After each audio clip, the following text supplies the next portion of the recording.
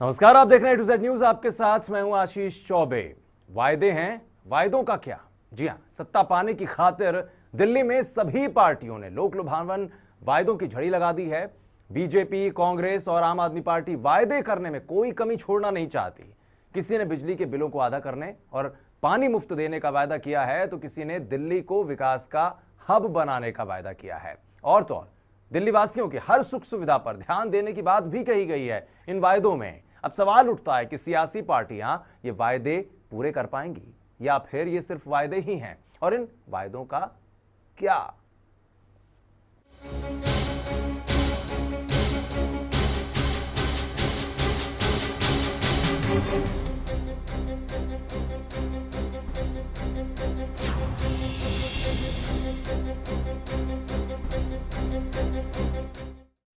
तो पिछले 15 बरस से बीजेपी दिल्ली की सत्ता से दूर है। दिल्ली बीजेपी को लग रहा है कि इस बार जनता उसे सत्ता सौंपेगी, इसलिए बीजेपी ने भी अपने घोषणा पत्र में वायदों की झड़ी लगाई है। अब सवाल वही उठता है कि बीजेपी अगर सत्ता में आती है तो क्या इन वायदों को पूरा कर पाएगी?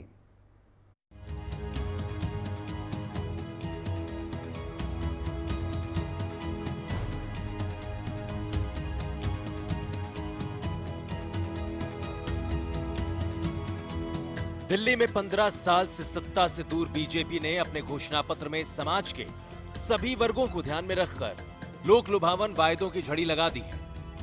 पार्टी ने अपने घोषणा पत्र में राजधानी के लोगों को बेहतर शिक्षा, चिकित्सा सुविधा और यातायात सुविधा देने का वायदा किया है। पार्टी ने सत्ता में आने पर बिजली शुल्क 30% कम करने, सब्सिडी सिलेंडरों की संख्या बढ़ाकर 12 किए जाने, बुजुर्गों विधवाओं की पेंशन राशि 2000 रुपए करने और दिल्ली को पूर्ण राज्य का दर्जा दिलाने का वायदा किया है। बीजेपी के लुभावन वायदों पर एक नजर डालते हैं। दिल्ली बीजेपी ने अपना मैनिफेस्टो जारी कर दिया। दिल्ली बीजेपी के सीएम पद के प्रत्याशी डॉक्टर हर्षवर्धन हमारे साथ हैं, उनसे जानकारी करते हैं कि उन्होंने वादा किया कि 30 दिन में फल और सब्जियों के दाम कम कर देंगे। ऐसी कौन सी जादू की छड़ी है डॉक्टर साहब कि 30 दिन में आप ये सारा कर देंगे? जादू की छड़ी है ईमानदारी, उससे करेंगे। क्योंकि जब सरकार महंगाई पे काबू नहीं कर पाती है तो उसके पीछे होती है बेईमानी, भ्रष्टाचार, चोरी की इंटेंशन। हमारे पास जादू की छड़ी है ईमानदारी। इसका कुछ भी जिक्र अरे सबसे पहले इसमें ट्रांसपेरेंसी और गवर्नेंस, और क्या होता है ई गवर्नेंस, ट्रांसपेरेंसी, इसका क्या मतलब है? यही मतलब है करप्शन फ्री गवर्नमेंट जो। बिजली दरों में 30% की कटौती, हर परिवार को 12 सब्सिडी वाले रसोई गैस सिलेंडर, प्याज और टमाटर के दाम 30 दिनों में होंगे कम, सस्ती सब्जी देने का वायदा, दिल्ली को पूर्ण राज्य का दर्जा, मोनोरेल,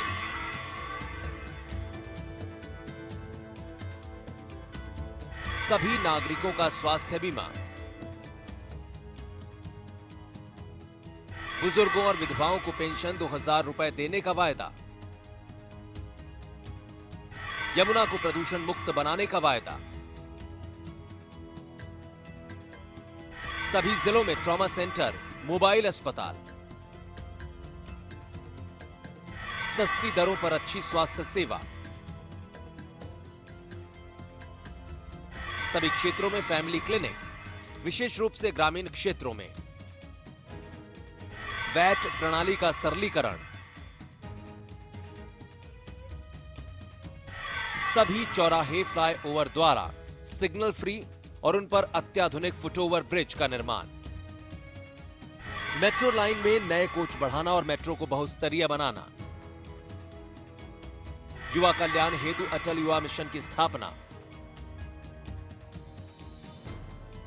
सबके लिए रोजगार, नरेला, बिजवासन और नजफगढ़ में आईटी जोन की स्थापना, छात्रों के लिए रियायती दरों पर कॉमन स्मार्ट कार्ड,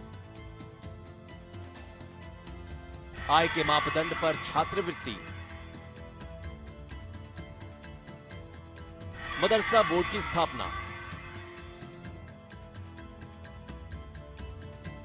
अनाधिकृत कॉलोनियों का नियमीकरण और दिल्ली सरकार द्वारा उनके लेआउट का फंड, धारा 81 एवं 33 को सुधार कर गांवों में बसी बस्तियों का नियमीकरण, लालडोरा क्षेत्र का विस्तार, 20 सूत्री कार्यक्रम के अंतर्गत गांवों के भूमिहीन को मिले प्लॉटों का मालिकाना हक, ग्रामीण परिवार के स्वयं के रिहायशी एक मकान को गृह कर मुक्त करना, जहां झुग्गी वही मकान। अटल बिहारी वाजपेयी जन पुनर्वास योजना के अंतर्गत झुग्गी वासियों को आधारभूत सुविधाओं के साथ पक्के मकान। बहरहाल देखना यह होगा कि बीजेपी के इन दावों और वायदों पर दिल्ली की जनता कितना भरोसा जताती है।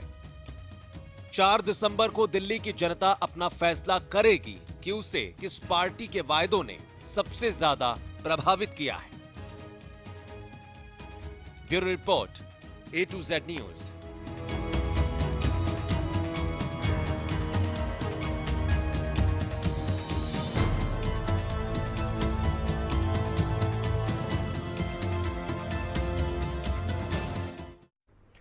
तो कहा जा सकता है कि अपने अपने तरीके से इस बार भी राजनीतिक दलों ने वायदों की झड़ी लगाई है अपने मैनिफेस्टो में। चाहे कांग्रेस पार्टी का मैनिफेस्टो उठाएं, बीजेपी का उठाएं या आम आदमी पार्टी का, कुछ कुछ अंतर तीनों घोषणा पत्रों में है। लेकिन हमेशा कोशिश राजनीतिक दलों की यह रहती है कि घोषणा पत्र के जरिए ज्यादा से ज्यादा वोट पोलराइज अपने पक्ष में कर लिए जाएं। लेकिन सबसे बड़ी चुनौती यहां पर सत्ता में दोबारा से वापसी करने की है।